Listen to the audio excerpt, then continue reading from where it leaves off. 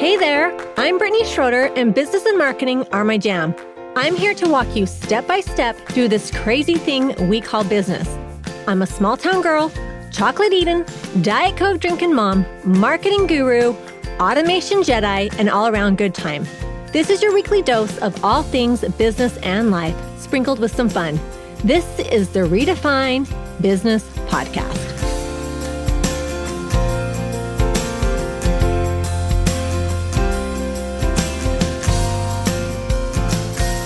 Welcome to another episode of Redefine Business Podcast. Today's guest is, or I guess was, by the time this airs, it'll be it's past tense, was a speaker at my Fusion Collective Business Summit.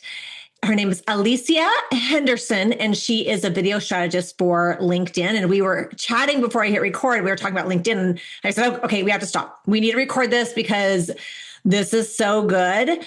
But if you want to listen to Alicia's presentation, I'll put the link in the profile. You can still get the Fusion Collective VIP upgrade, and you'll get all the replays and a ton of great resources in there. So I'll put that link in there. But with further ado, welcome to the podcast, Alicia. Thank you for having me. I'm excited about this because I love talking about video and LinkedIn. Yeah, I love this too. So Alicia, tell us a little bit. We were just barely talking before we hit record. We were talking about LinkedIn, and we were talking about the difference, and we're going to talk about video too, but I think that this is kind of important to kind of set the stage. But tell us why we should be on LinkedIn as a business owner. Well, you need to be on LinkedIn because it is where the people who have money, that's where they are. You're not going to be chasing after people to get clients when you're over on there because it's a blue ocean versus a red ocean, which means that there may be people who do the same thing that you do, but you can set yourself apart from them because you're building a brand. And you guys could be saying the same thing and you could get more traction than them because you have a personal brand on there. And there's a ton of reasons. The algorithm is slower. Video works over there because it stops the scroll. People have to pay attention. And it's just, a good platform for anyone who has a service-based business to just say, hey, this is where I want to establish my thought leadership, be an expert, be seen as the go-to person, and spend my time and get more of a return of investment instead of having to post every single day on Instagram or some other place like the other platforms.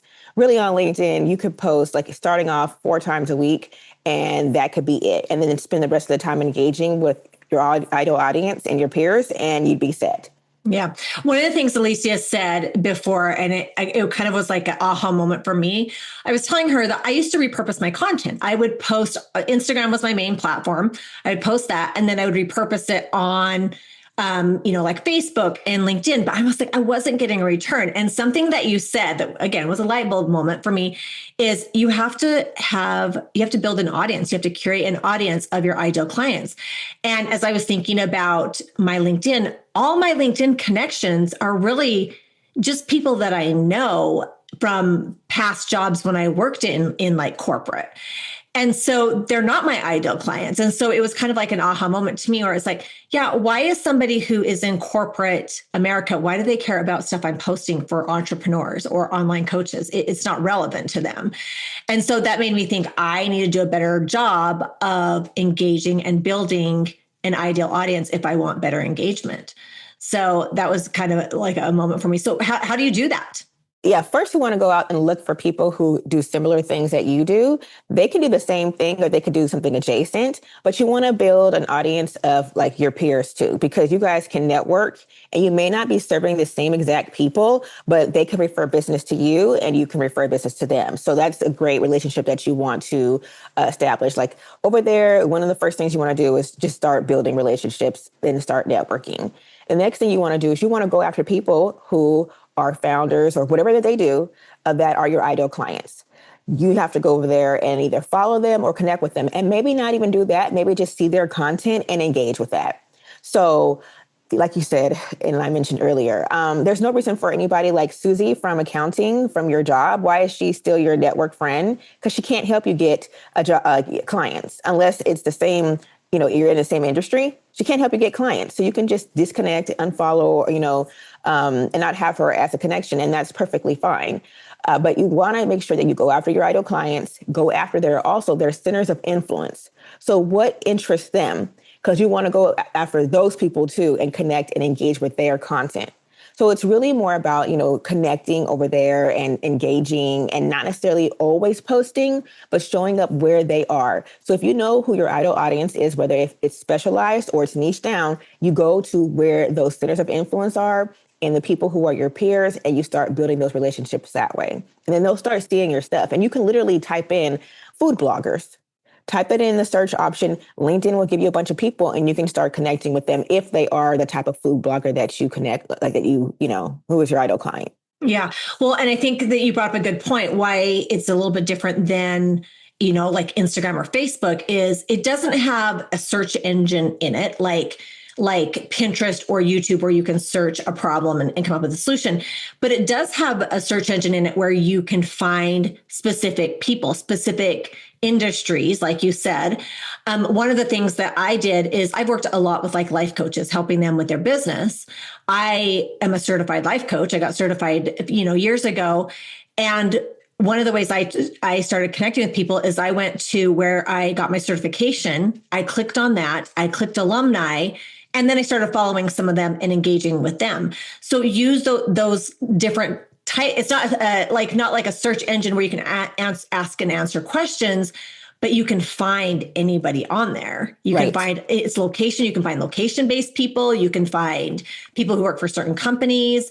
So it is got that search capabilities in it that Instagram and Facebook don't have, Right. And you can also go to the networks, the people who you start connecting with, you can go and look at everybody that they're connected with. I mean, that's the cheat code. You look at everyone they're connected with or everyone they follow or who follows them. And then you have a list of people you could just connect with, either follow them, connect with them. And those people can be your ideal clients. So you can kind of snoop, kind of like on Instagram where it says who they follow and whatnot. You can do the same thing and just run the whole gamut of connecting, just look at their profiles, make sure that they're, the right person, because you just don't want to add randoms, and, make sure that you just go through there and you can build your network that way. Some people will connect with you, some won't, some will just hit the follow button, but at least, you can start building your network that way as well. Yeah. Yeah. Now, what's the difference between your personal and your business?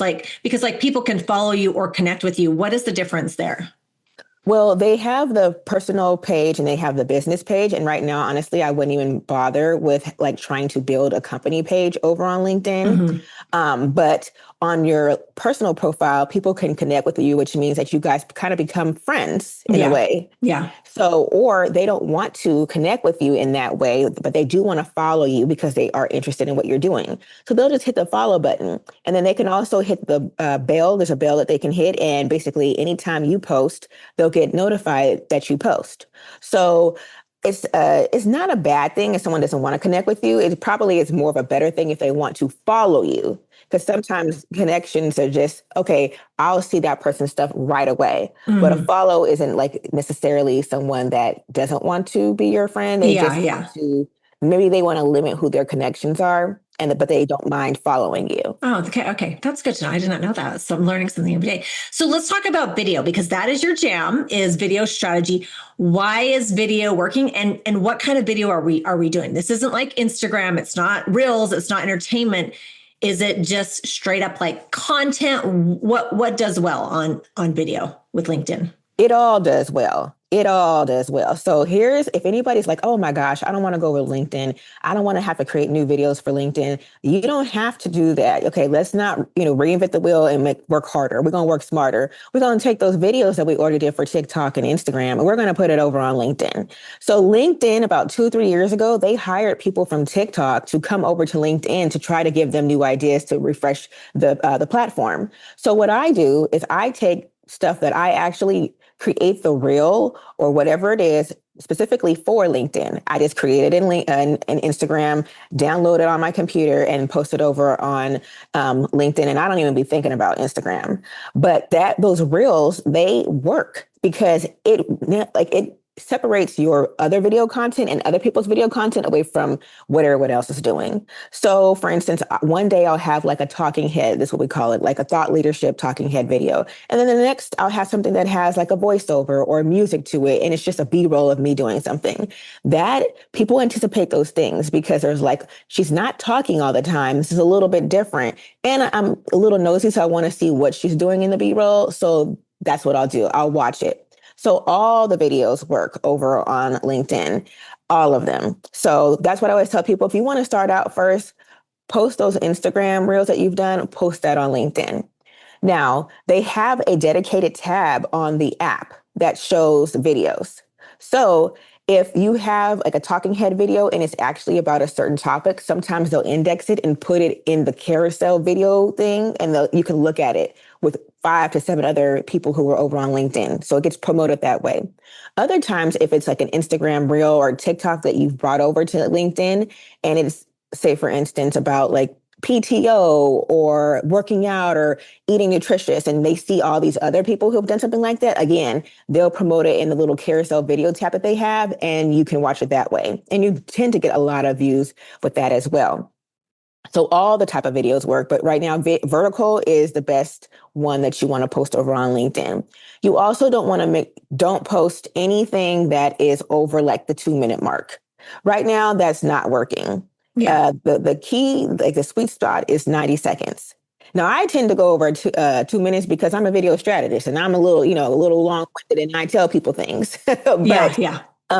for you don't want to go over that 90-second to 2-minute mark. So that means we don't want to have long-winded videos about your 5-step, 8-step process. No, you just do 8 90-second videos about each step in your process. Yeah. And that helps you to have more content, and people anticipate that series that you're doing. Yeah. Less is more. Yeah. Less is more for sure. Yeah, less is more. And they'll promote that too. So video, it stops the scroll. It gets people watching. It helps people to differentiate you from other people. And that's really what you want. You want that brand that you're building from your peers. You want them to say, oh, so she's posting videos and telling me about it, versus I have to see a 17 slide carousel, because people started doing that on LinkedIn too. And I just thought that was way too much. Yeah. Always doing a long post. So this breaks up the monogamy, like the monotonous of you always posting like written content, and you're showing up and saying, I'm a little different. So everyone who's taking advantage of video right now on LinkedIn, they're setting themselves apart versus people who just keep doing the long-winded like stuff. Also too, things that don't work, the type of videos that don't work on LinkedIn would be a how-to video. First of all, I'm so anti how-to, it's not even funny. Like, when you are an expert, you're a thought leader, whatever it is that you do, you position yourself as a thought leader and an expert for that thing. If you are giving how-tos all the time, you are taking yourself out of the equation and saying, hey, why does this person need to work with me if I'm telling them how to do it all the time? Yeah. So we're not going to do that. Yeah. I think we've gone back and forth where it's like, give free content. And now we're learning like, no, like don't give it all away, because then people won't hire you, So yeah. So as far as equipment goes, what people just, does your phone work? Like, do you need to have better equipment? What's best for video? Your phone works just fine. Your phone, the back camera, like on an iPhone, I have two. One that I just use specifically for creating content. It's like a iPhone 12 I had like years ago. And you just clean it off. Make sure you have a microphone.